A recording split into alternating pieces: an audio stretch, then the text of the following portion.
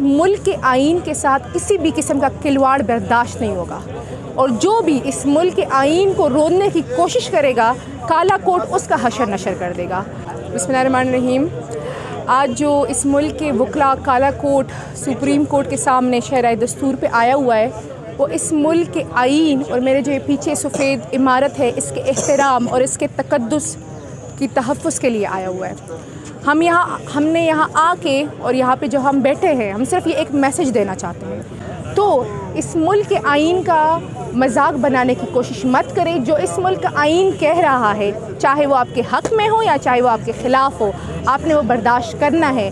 हमने इस मुल्क के आइन के साथ चलना है, हमने इस मुल्क के कानून के साथ चलना है। अगर इस मुल्क के आइन की हम एहतराम नहीं करेंगे तो इस मुल्क में तो फिर एनार्की आ जाएगी, जंगल का कानून चलने लगेगा, जो फ़िलहाल आपको लग भी रहा होगा चलाने की कोशिश हो रही है। तो यहाँ काले कोट ने आकर तमाम सहूलतकारों को ये पैगाम दिया है कि इस मुल्क के साथ जो आपने 75 ईयर्स ऑफ हिस्ट्री में जो करने की कोशिश की है, उसकी अब बस हो गई है।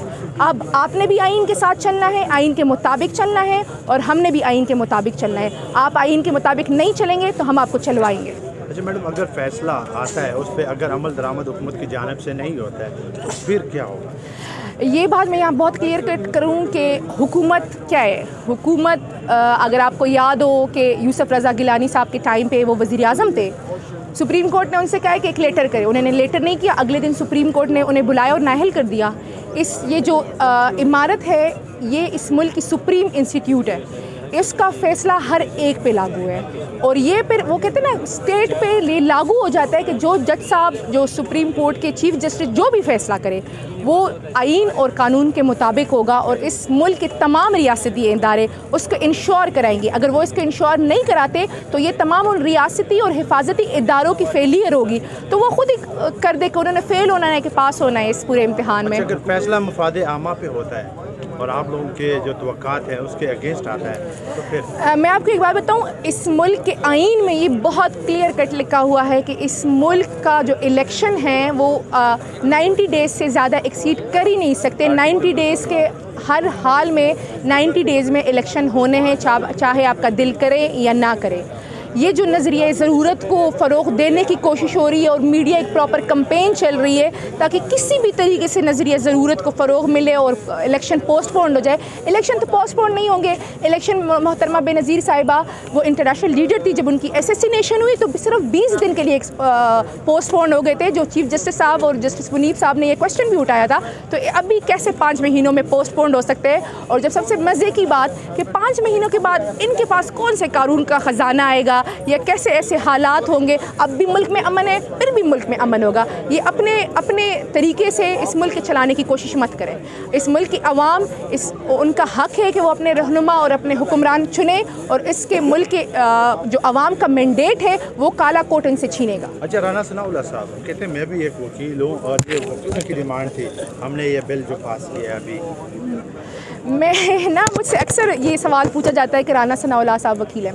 बड़े अफसोस की बात, कभी कभी मुझे लगता है कि उन्होंने लॉ की क्लासेस नहीं ली होगी, क्योंकि उन्हें पता ही नहीं है कि लॉ क्या कहता है, इस मुल्क का आइन क्या कहता है, इस मुल्क का कानून क्या कहता है। उनकी तो बस जो उनके कान में पड़ जाए वो भी बेचारे क्या करें, ग़ुलाम हैं, नौकर हैं, नौकरशाही है, तो उनको भी तो वो आउट ऑफ द वे चले जाते हैं। उनका कसूर नहीं है। मैं एक बात यहाँ पे कर दूँ, और मरियम नवाज़ वो भी कहते हैं कि वकला हमारे साथ हैं।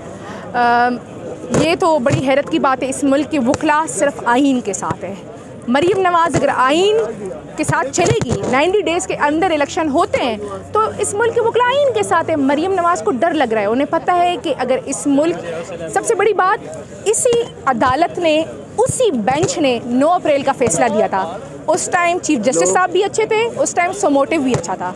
अब जब उन्हें पता चल रहा है कि गेम उनके हाथ से निकल गया है, इस मुल्क की आवाम इमरान खान के साथ है, तो वो हर लिहाज से, हर तरीके से इस इलेक्शन को पोस्टपोन करना चाहते हैं। और जिस चीफ जस्टिस साहब ने उन्हें फेवर दिया था, फेवर तो मैं नहीं कह सकती, उन्होंने मतलब कानून और आइन के तहत वो चले थे। आज जब वो आइन और कानून के तहत चल रहे तो उनको गम खाया जा रहे हैं, उनकी जो है ना होश उड़ गए हैं, उनको समझ ही नहीं आ रही, गम से निढाल हैं। और इसीलिए उन्होंने जो ये वकला बिल पास किया है, ये वकला का बिल उन्होंने पास नहीं किया है, ये काले कोर्ट ने उनसे पास करवाया है। जिस तरह हमने उनसे वकला का ये बिल पास करा दिया है, इस तरह हम उनको आइन पे अमल कराना भी इंश्योर कराएंगे और इस तरह हम ये इस मुल्क के इलेक्शन भी कराएंगे। आपको पता है कि इस मुल्क की हर तहरीक में जब वकला मैदान में आ जाते हैं तो वो तहरीकें कामयाब हो जाती है और वो माजी में भी कामयाब हो चुकी है। तो अब आज की तारीख़ में इस मुल्क के वकला मैदान में आ चुके हैं और ये तहरीक चलती रहेगी और इंशाल्लाह बहुत जल्द इस तहरीक के नताइज आने वाले। इस मुल्क में जनरल इलेक्शंस हो रहे हैं। अच्छा, लास्ट सवाल ये है कि बिलावल भुट्टो जो पार्लियामेंट के फ्लोर पे अक्सर कहते रहता है कि ये जो आइन है ये मेरे नाना ने इस मुल्क को दिया है, तो वो इस आइन के साथ हमें खड़े हुए नज़र नहीं आ रहे। जी, बहुत अफसोस की बात है, वो पार्टी या वो सपूत जिन्होंने हमेशा सियासती इस पे की है कि इस मुल्क को हमने आइन दिया है, उन्होंने और उनके पास और कुछ है ही नहीं। वो तो भुट्टो साहब के जो कारनामे हैं उन पे अभी तक वो ज़िंदा है और उनको लेके चल रहे हैं।